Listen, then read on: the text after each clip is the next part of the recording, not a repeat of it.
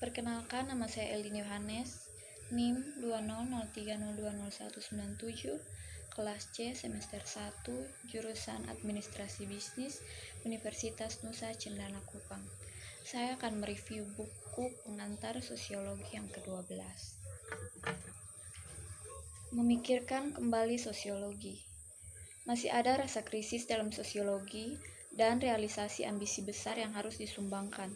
Jika tidak memainkan peran kunci dalam rekonstruksi rasional, masyarakat diminta untuk memenuhi kepentingan semua umat manusia. Sekarang tampaknya semakin jauh dari sebelumnya.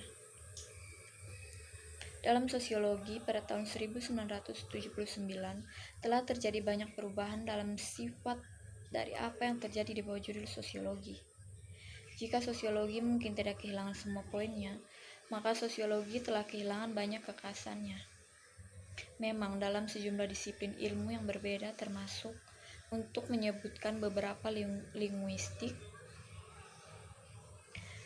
psikologi, sejarah, media, studi, sastra dan budaya, dan bahkan arkeologi, ada pengejaran masalah yang pada suatu waktu akan telah dijuluki sosiologis.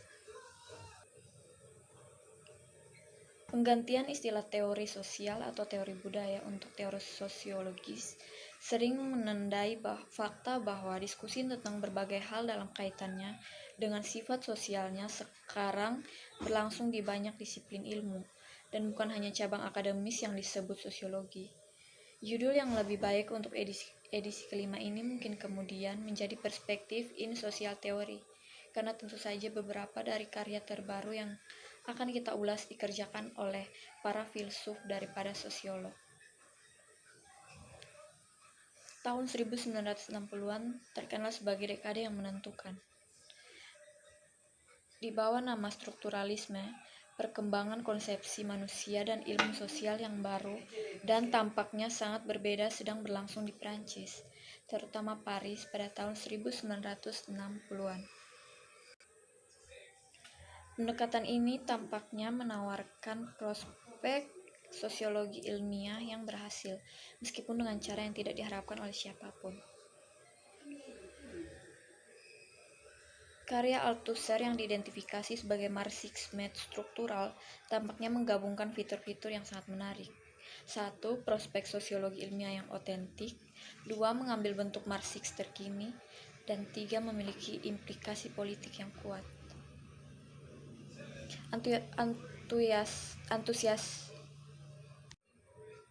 Antusiasme yang sangat besar untuk dan kontroversi atas karya Althusser memastikan bahwa karya sosiologi yang menarik, modis, dan banyak dibahas itu semakin banyak berasal dari Eropa. Memikirkan kembali Marx metode akan memberikan alat untuk menganalisis kondisi masyarakat kontemporer. Banyak upaya berbeda untuk memikirkan kembali seperti itu dilakukan di tahun-tahun antara dua perang besar 1914-18 dan 1939-1945, dan kebanyakan dari mereka menekankan perlunya pengembangan teori Marx lebih ke arah titik terhadap budaya masyarakat kapitalis. Gagasan bahwa pengetahuan adalah dasar untuk mencapai kebebasan melalui reorganisasi masyarakat yang rasional dan berdasarkan sains tampaknya dengan sendirinya merupakan ideologis konsepsi. Itu telah diwariskan ke zaman modern dari suatu periode sebelumnya dalam pemikiran barat yang disebut pencerahan, biasanya bertanggal ke abad 18. Yang berpendapat bahwa yang terpenting adalah membebaskan kapasitas akal manusia dari dominasi otoritas, seperti yang dimiliki oleh gereja dan negara. Dua konsepsi lain, 1. Pemisahan tajam tubuh dan pikiran, nalar sebagai aktivitas mental murni, dan 2. Pengetahuan diri langsung dari pikiran dan nalar, yaitu pikiran kita terdiri dari kesadaran, yang berarti bahwa kita menyadari dan karena itu mengetahui isi pikiran kita sendiri dan memahami cara kerja reason. Meskipun sangat berpengaruh, kedua gagasan ini sering dipertanyakan dan serangan keras terhadapnya telah diintensifikan dalam argumen baru-baru ini. Ide pencerahan ini dilihat hanya sebagai bagian dari struktur ideologis masyarakat modern dan kebutuhan untuk mengungkapkan fakta ini menjadi keharusan utama. Kritik terhadap proyek pencerahan untuk mewujudkan kebebasan manusia universal melalui pengetahuan ilmiah menjadi fokus serangan daripada masyarakat kapitalis seperti itu.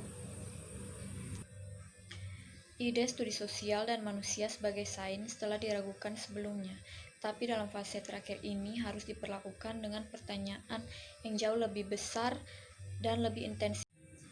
Sehingga pemeriksaan itu sering dituduh hanya menawarkan sejenis nihilisme, yaitu penolakan yang sepenuhnya negatif terhadap kepercayaan saat ini, membuat segala jenis pengetahuan tidak mungkin, dan menghilangkan semua harapan untuk penggunaan pengetahuan teoritis untuk meringankan kondisi kemanusiaan.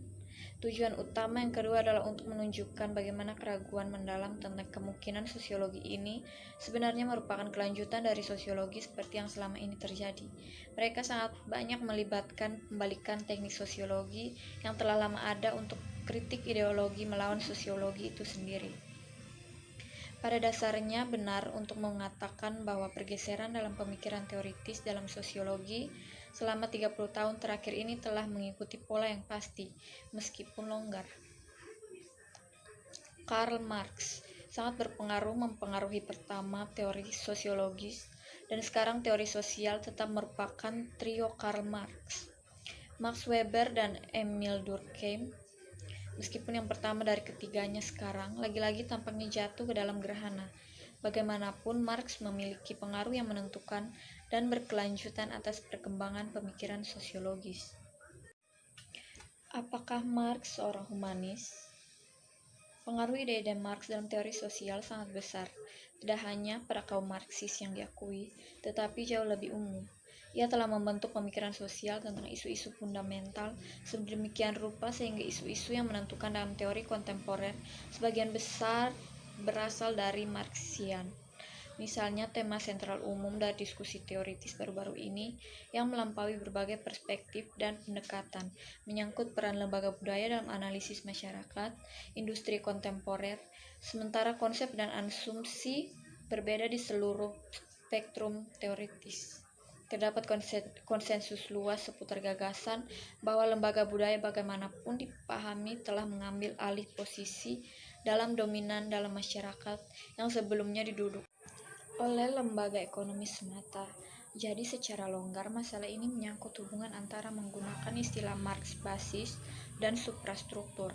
Dalam pengertian ini, momok Marx terus menghantui pemikiran sosial, bahkan di antara mereka yang secara eksplisit menolak teorinya dan mengklaim telah melampaui pengaruhnya. Humanisme. Konsep humanisme mengacu pada sejauh mana teori sosial menjelaskan karakter terorganisir kehidupan sosial dalam kaitannya dengan individu. Hegel, yaitu dialektika sejarah. Hegel adalah pemikir paling berpengaruh pada paruh pertama abad ke-19 di Jerman dan bisa dibilang di Eropa secara keseluruhan. Filsafat Hegel bertujuan untuk memberikan penjelasan tentang sejarah sebagai keseluruhan. Sejarah seluruh umat manusia menurutnya dapat dipahami sebagai tunggal, bersatu, terorganisir, dan rasional kemajuan. Gagasan krusialnya adalah bahwa konflik itu sendiri merupakan teratur proses yang terdiri dari penciptaan dan penanggulangan pertentangan. Bandingkan sejarah manusia dengan pertumbuhan tanaman dari biji. Dengan cara yang sama, anggap sejarah sebagai kehidupan umat manusia, dan karena itu lihatlah bahwa sejarah hanyalah pengungkapan potensi yang hadir pada tahap paling awal keberadaannya. Seperti halnya tanaman adalah ekspresi alami dari sifat esensial benih. Umat manusia harus berkembang menjadi apa yang berpotensi dan menerima begitu saja bahwa sejarah adalah sejarah kolektif, yaitu sejarah kemanusiaan secara keseluruhan atau sekelompok besar orang, bukan individu tertentu. Sama seperti benih yang ditakdirkan untuk berubah menjadi tanaman dari jenis tertentu, manusia menurut Hegel ditakdirkan untuk berkembang menuju kebebasan penuh. Konsepsi teleologis. Gagasan bahwa sesuatu didorong atau diperjuangkan menuju tujuan tertentu disebut konsepsi teleologis. Oleh karena itu, Hegel menyajikan catatan teleologis tentang sejarah manusia. Konsep ini menegaskan kembali Hegel kolektivis aspek, karena itu adalah keyakinan kuatnya bahwa kesamaan di antara banyak pemikir yang berbeda bukanlah masalah kebetulan belaka. Individu didorong oleh pengaruh yang lebih besar dan tersebar luas yang mempengaruhi mereka semua dengan cara yang sama. Idealisme. Studi Hegel tentang pikiran adalah studi tentang perkembangan ide, jadi secara alami dia berkonsentrasi pada area masyarakat yang kreatif atau ekspresif, ide, seni, pemikiran abstrak, terutama filsafat dan agama. Tujuan dan logika sejarah. Tujuan pemikiran adalah untuk mencapai pengetahuan. Kemajuan sejarah harus menuju pengetahuan, dan karena itu akhir sejarah akan datang dengan pencapaian pengetahuan penuh dan pemahaman penuh. Karena perkembangan sejarah adalah perkembangan pemikiran dan proses esensial dari pemikiran adalah logika, maka perkembangan sejarah haruslah pada dasarnya merupakan logis proses. Jika demikian, klaim awal Hegel bahwa sejarah sebagai keseluruhan dapat diterima oleh pemahaman rasional akan dibenarkan pada titik ini. Perkembangan logis ini adalah inti dari sejarah. Hegel mengatakan bahwa sejarah muncul dari konflik. Jauh dari konflik menjadi noda yang tidak diinginkan dan tidak perlu diwajah keberadaan manusia. Perspektif dalam sosiologi. Gagasan skema untuk sejarah sebagai pemikiran atau gagasan itu harus menjadi sejarah kehidupan manusia di dunia nyata, yaitu dunia ekonomi dan politik. Produksi dan esensi manusia. Pengembangan pemikiran manusia atau jiwa dalam arti ekspresi intelektualnya sebagian besar dikeluarkan dari proses menciptakan ekspresi esensi manusia yang diklaim. Mayoritas ini telah terlibat dalam menghasilkan sejarah manusia dengan baik, tetapi dengan cara penciptaan intelektual dan diskusi. Ide dasar, hakikat manusia dihalangi untuk mencapai perkembangan penuhnya oleh dua hal. 1. Mereka yang melakukan kerja fisik yang konon merupakan pemenuhan hakikat manusia tidak terlibat di dalamnya dengan bebas. Mereka dalam satu atau lain cara tidak bebas. 2. Mereka tidak bekerja terputus dari sifat spesies mereka yang sebenarnya, esensi manusiawi mereka.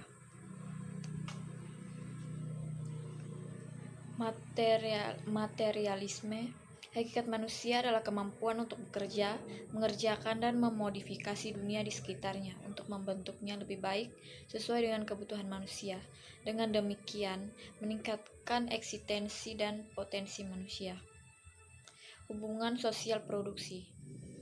Produksi ekonomi adalah dasar kehidupan masyarakat memiliki setidaknya 3 pembenaran. Yang pertama, kegiatan produktif adalah definitif dari sifat manusia. Yang kedua, kegiatan produktif secara logis mendahului kegiatan lain. Yang ketiga, struktur aktivitas produktif memiliki konsekuensi kausal terhadap bentuk aktivitas sosial lainnya. Sifat dan fungsi ideologi. Gagasan ideologi ini sangat penting dalam membentuk dampak pemikiran Marx selanjutnya terhadap sosiologi. Ideologi adalah sistem ide yang secara sistematis menyesatkan realitas. Itu dilakukan dengan cara-cara yang melayani kepentingan kelompok sosial, terutama strata penguasa. Model dasar suprastruktur masyarakat kita sedang dalam perjalanan untuk menetapkan 2 pilar utama. Pemikiran Marx yaitu metafora dasar suprastruktur dengan konsep ideologi dan ide sejarah sebagai kemajuan melalui konflik kelas. Model struktur dasar-dasar. Gagasannya adalah bahwa struktur ekonomi menjadi fondasi di mana bangunan sosial lainnya ditinggikan. Determinisme ekonomi. Jika ekonomi mengubah karakter fundamentalnya, maka prasyarat untuk operasi dan ketekunannya juga akan berubah, dan secara kausal membutuhkan modifikasi adaptif yang sesuai di seluruh masyarakat. perubahan dan konflik. Ada tekanan untuk berubah, keluar dari dan mengatasi konflik ini.